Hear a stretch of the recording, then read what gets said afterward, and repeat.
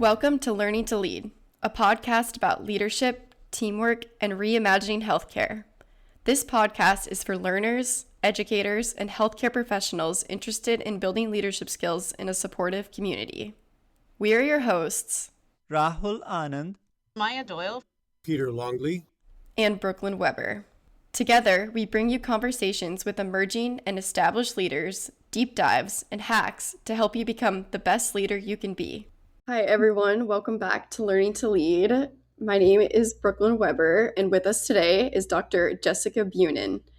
Jess is a critical care physician and a professor of medicine and health professions education. She has held many leadership positions in military medicine at all levels and is a co-founder of All Levels Leadership. So, Jess, what is one of your favorite tools or hacks to become a better leader? Well, Brooke, I talk a lot about the importance of listening.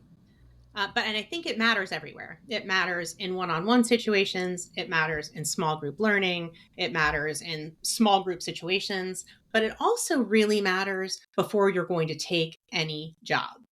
And I really want to make a point of this, that going on a listening tour, you can learn so much about the culture of an institution, about what they need, about how you should lead. All of that comes out in a listening tour. And so I think the key parts of that are to send invites far and wide. Think so broadly about who might be affected by the culture of your institution and ask them what they need. I think when we think about listening tours, people think about, well, I'll talk to all the chairs, I'll talk to all the deans, but they don't think about, I'm going to talk to environmental services, and I'm going to talk to all the respiratory therapists. And in order to do a good listening tour and understand the culture of an institution, you have to think really broadly and widely. So I encourage people to get a bunch of people in a room and think about everyone that they can think of before you go on your listening tour, so that you really check all those boxes to understand either the situation that you're walking into or the job you're walking into, and how you can genuinely help the people around you, develop the people around you, and all of the people around you, I think is a really important part of that. I would like to add one additional small hack, which I think is super easy, but we don't do a good job of in medicine. And my favorite hack in leadership is to say, I don't know. I think saying I don't know changes everything. It changes how people are willing to say I don't know back to you. It changes the psychological safety of an environment. If you can admit that you don't know the answer and you need someone else's help to get the answer, it encourages more help-seeking behaviors. I first found this to be so important when I was a junior faculty member in the intensive care unit. And I was working with a fellow who was brilliant. He was so smart, but he was so condescending. And none of the students or residents would ask him questions. They all came directly to me because they were afraid of him. And so our goal for each day was for him to find one time each day that he could say, I don't know. And it changed the relationship with the rest of the team. So those are my two hacks for you, Brooklyn.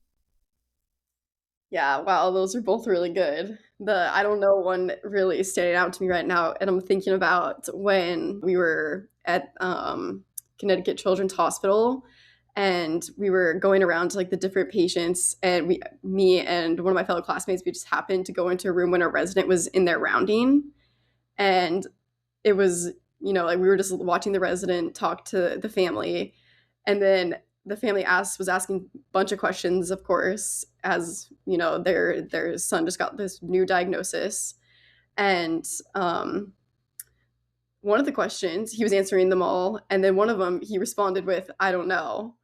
And I was so taken aback because I didn't know pretty much any of the answers to the questions. But then just hearing someone that, I look up to, that wasn't afraid to say, I don't know, but I'm going to get back to you on that.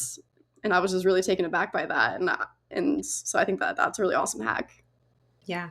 Yeah. And not even necessarily, I don't know, I'm going to get back to you, but I don't know, I'm going to find someone smarter who can help you with this more effectively than I can, because I don't know all the answers. None of us should expect each other to have all the answers, but we should know who to reach out to find the right answers and have that network around you of people you trust enough to ask for help and say, I don't know.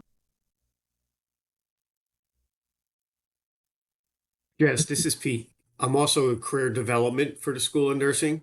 So I have the students always trying to come in and ask and pick my brain. And I do the same thing you do. I'm like, well, when you're in there interviewing, talk to environmental services, talk to everyone else. Because I said the nurse manager is going to sell you because they need to fill a spot. I said, Mm-hmm. but go ask the janitors, whoever they are, just say, hey, would you work here? How's this unit? Anything, just to see the culture and, because they're going to be honest with you. They're going to be like, I don't know. And you can get a lot from it, right? So Yeah. I do the same thing. I've been telling the nursing students to check the environment to make sure they can handle it. Yeah. And often, if there is an environment that's not psychologically safe, people will be very hesitant to actually share those with you.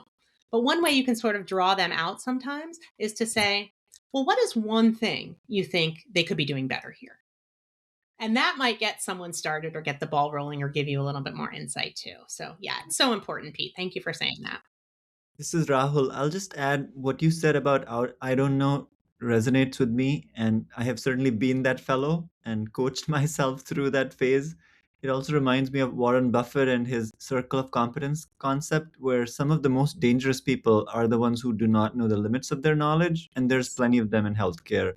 And I think that just recognizing that there's your own circle of competence where you know things really well, but then there's the edges of it where you're growing. And it is so important to know that, to be curious, surround yourself with good people who can teach you and lift you to a better place, I think is a part of what you're saying. And there is power in not knowing. I would far prefer to work with a trainee who says, I don't know, than someone who doesn't understand their limits. I totally couldn't agree more with you.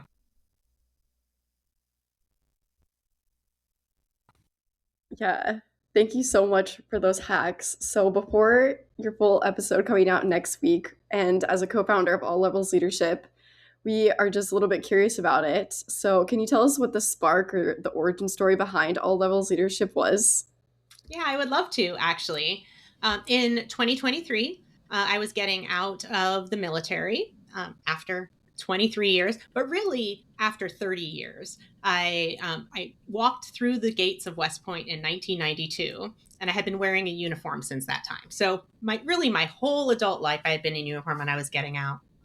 And I was having Sunday brunch with someone who was going, it was the exact same timing for her. She also was getting out. And we were talking about if we lived in an ideal world, what would we want to do?